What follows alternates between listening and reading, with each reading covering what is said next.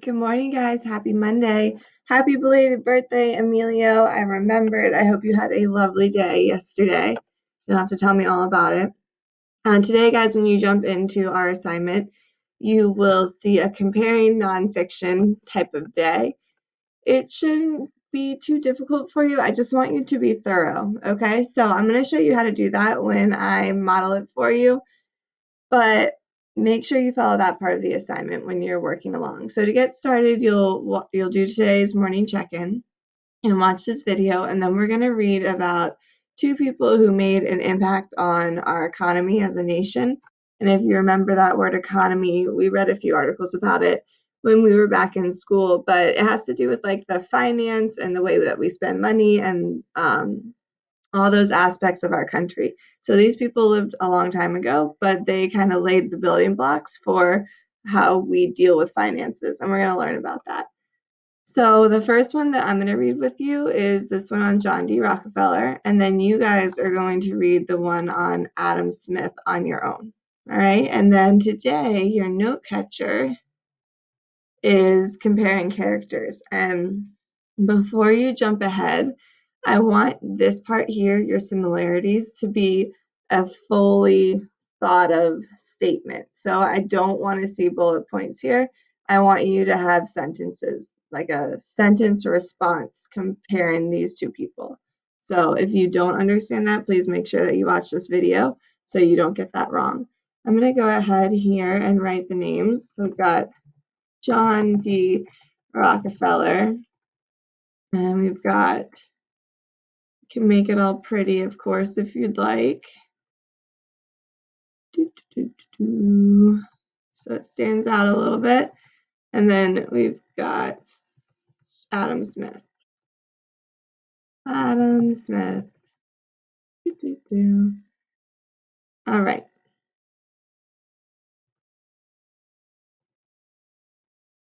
All right. So let's start over here with Mr. Rockefeller and see what we think is important to list in this comparison chart. I don't want just simple things like he was a boy, he was from this city, he was born at this time. I want you in this section here, if you think it's worth writing down, then it should be like a main part of the story. Think of it that way. Not a random detail, but a main message of the story. That's really important. So those are the things I'm going to highlight as I'm reading so I know to write them down. First of all, I'm going to highlight the title. I'm just going to remember that this has to do with money. This guy had some big impact on money. So where did John D. Rockefeller grow up? John Davidson Rockefeller was born on a farm in Richford, New York on July 8th in 1839. His father, William, also known as Big Bill, traveled a lot and was known to be involved in shady business deals. John was closer to his mother, Eliza, who took care of the family's 6 children. John was a serious boy. Being the oldest son, he took it upon himself to help his mother while his father was traveling. He considered it his responsibility. From his mother, John learned about discipline and hard work. Um, this isn't something I would write in the note catcher, but it does seem like his mom was important to him, so I'm going to highlight that. In 1853, the family moved to Cleveland, Ohio. John attended high school in Cleveland, where he excelled in math, music, and debate. He had planned to attend college upon graduation, but his father insisted that he get a job to help support the family. To prepare himself, John took a short business course in bookkeeping at the local commercial college. So bookkeeping has to do with tracking money. Just in case you weren't sure about that, it's keeping track of your finances. His early career. At the age of 16, John took his first full-time job as a bookkeeper.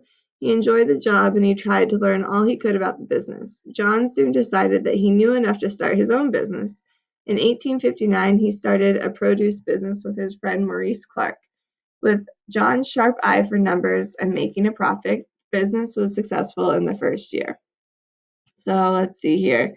He started his own business. That's important. And he was successful because of his bookkeeping skills. He had a sharp eye for numbers. He could keep track of money well, and he knew how to make a profit. So he knew what to charge and what to buy, so the business was successful. Those are important details there. Starting an oil business. In 1863, Rockefeller decided to enter a new business. Back then, oil was used in lamps to light up rooms at night. The main type of oil was whale oil. However, whales were getting overhunted, and whale oil was getting more and more expensive to get. Hold on, sorry. Dawson's monitor is on, and I just realized you guys can probably hear all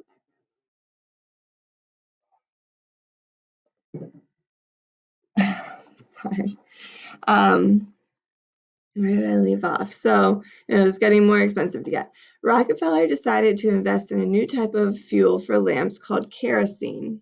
This might be something you've heard of before because it's still used today, kerosene. Kerosene was made in a refinery from oil that was drilled from the earth.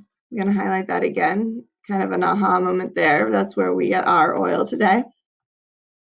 Rockefeller and Clark started their own oil refinery business. In 1865, Rockefeller bought out Clark for $72,500 and formed an oil company called Rockefeller and Andrews. Rockefeller used his business expertise to grow his oil business and to keep it making money. He controlled costs and reinvested the money he made back into his business. He soon had the largest oil refinery business in Cleveland and one of the biggest in the United States. So this is all important information. I'm going to highlight it. So the main idea of this article is definitely that Rockefeller was good with money and he went into bookkeeping, but not so much his first business in produce as it is his business in oil, because we know how important oil is to our entire world today. And we can tell that's something he had to do with starting, because before him, they used whale oil. We don't use that anymore. So we know that he's really important for that discovery. I'm trying to see if there's anything else I want to make sure. I think that's pretty good. Okay, so Standard Oil. Rockefeller formed another company called Standard Oil in 1870. He wanted to take over the oil refinery business. One by one, he began to buy out his competitors. After he bought their refinery, he would make improvements, making the refinery more efficient and profitable. In many cases, he would tell his competitors they could either sell out to him for a good price or he would simply run them out of business. Most of his competitors decided to sell to him. So a monopoly. Rockefeller wanted to control all of the oil business in the world. If he did that, he would have a monopoly on the business and no competition. So if you did not know what the term monopoly meant, they just defined it for you right here. Monopoly is more than just a game, but the title of the game has to do with the way it's played. If you can own an entire industry and you have no competition, then you have a monopoly. It's actually illegal to do now. Not only did he control the oil refinery business, he began to invest in other aspects of the business, such as oil pipelines, timberland, iron mines, train cars, barrel making factories, and delivery trucks. Standard Oil also made hundreds of products from oil, including paint, tar, and glue. By the 1880s, Standard Oil refined around 90% of the world's oil. That is a lot of the world's oil. That's his company. I'm going to highlight that. And it's also important to note that he seems like a smart businessman because he didn't just stop at the oil. He thought of all the different aspects that go into making oil. And that's everything they named here, like the pipes and the mines and the trains and the factories and the delivery trucks. So he started having to do business with that. So he put his money into those aspects of the business so he could get money back by doing that. I'm sorry if you hear Dawson in the background. In 1882, Rockefeller formed a Standard Oil Trust, which put all of his companies in many different states under one management. The trust was worth around $70 million and was the largest company in the world. All right. Put all of his companies in many different states under one management. So he made like an overarching, think of it like an umbrella. That's what this trust was. And it kind of encompassed all of these different companies that he had, and there was one management in control of it. Many people began to feel that Standard Oil's monopoly on the oil business was unfair. States began to issue laws to try and increase competition and reduce Standard Oil's power, but they didn't really work. In 1890, the Sherman Antitrust Act was passed by the U.S. government to prevent monopolies from unfair business practices. It took around 20 years, but in 1911, the company was found in violation of antitrust laws and was divided up into a number of different companies. So, like I said, it became illegal to have monopolies because if one person has that much control, then they have a lot of power, and in a lot of cases, that's not necessarily good. So, it's better to have more minds a part of something than just one person making all the money and getting all the profit. Was Rockefeller the richest man ever? In 1916, John D. Rockefeller became the world's first billionaire. Even though he was retired, his investments and wealth continued to grow. It was estimated that in today's money, he was worth around $350 billion. Many historians believe that makes him the richest man in the history of the world. So they said in today's money because obviously money was different back then. The amount you were paid was different. The amount that like houses and cars and gas was completely different than it is today. So they're kind of making an estimation for if he lived in today's time. Philanthropy. If you don't know this word, let's see if they define it in the paragraph because a lot of the times they do with our context clues. Not only was Rockefeller rich in his later life, he was also very generous. This is your clue about what philanthropy means. I'm gonna bold it. He was very generous with his money. He became one of the world's greatest philanthropists, meaning that he gave away his money in order to do good in the world. Here's your answer. So that would be a test question I would see. They ask you what philanthropy means, and then they give you a few options from the text. This is what it means. It's when you give your money to charities or you give back to do good. He donated to medical research, education, science, and the arts. In total, he gave away around $540 million of his wealth to charity. So that's a positive. He was arguably the largest charitable giver in world's history. That's a nice fact. I don't think it needs to be in our write-up, but it's good to know that even though he had this monopoly, which is kind of a negative thing, he also was one of the largest charitable givers in history too. So at least he kind of gave back.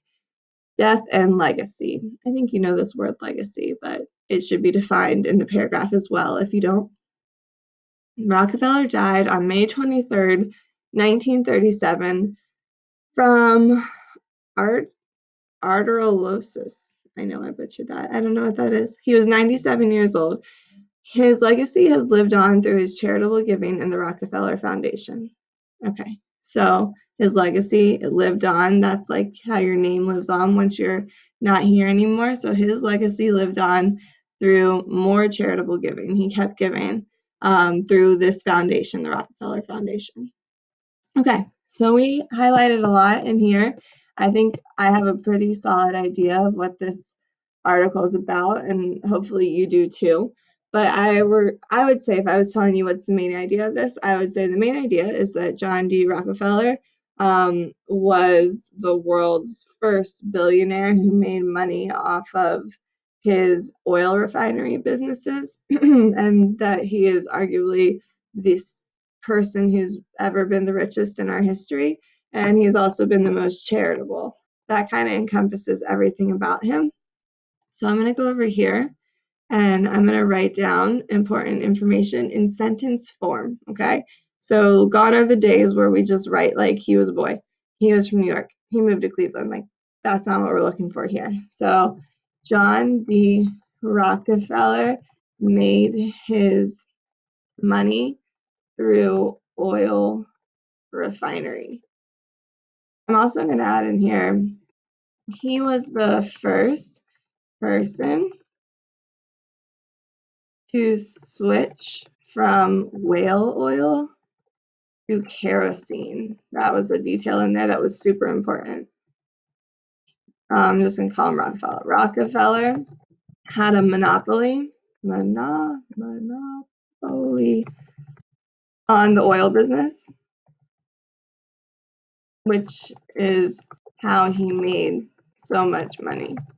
Now, of course, that went away eventually once it became illegal, but he made all his money because he was the only competitor. There was nobody else that people could buy oil from. It was just him. So imagine today, all those gas companies that you see, there's tons on the street or on the highway. Imagine if you only saw like Rockefeller gas. That one guy was getting all the money. Of course, he's going to be super, super rich because there's no competition.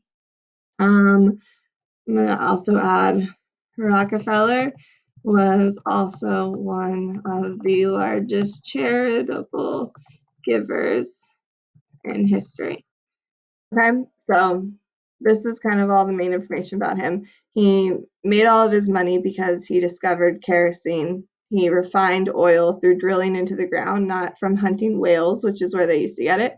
He had a monopoly on the business, meaning that he was the only one in control, so he got all the money, which is how he became so rich. And then he was also known as one of the most charitable givers in history. And it sounds like he still potentially gives today because there's the Rockefeller Foundation.